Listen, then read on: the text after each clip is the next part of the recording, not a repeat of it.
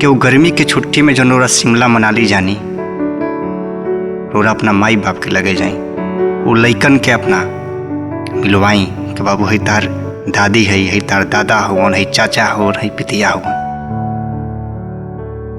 गांव बहुत कुछ देला, समझी के बहुत कुछ देला। लोग कहेला कि जब तूफान आवेला तो हमेशा पुल ही टूटेला, जड़ ना टूटेला। और ओरा देखले भी हो कि कोरोना जाना बेरा आइल, लोग भाग के गांव में गइल। काहे रोरा गाँव में गई नहीं? का गांव सच में इतना बुरा बाटे या बुरा बना दिहल बाटे कि गांव में कुछ नहीं खे? लोग बस कह दिले गांव में का बाटे, का कर लिए गांव में जाके ना। रोरा सुख सुविधा में इतना उलझ गइल बनी कि रोरा गांव यादे नहीं खे। अब तक केहू अपना माई बाप के बटैया के नियर भी ना रखेला कि 6 महीना वो रख ले तो 6 महीना हम रख ली। अब्बो से समय बाटे।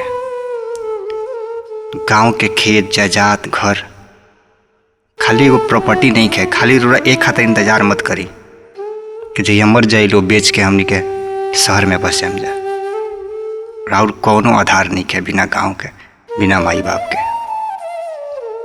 आज खतरा बस इतना ही। उम्मीद करता नहीं कि हमारी बात आप सबके दिल तक गई हुई। नमस्कार, प्रणाम।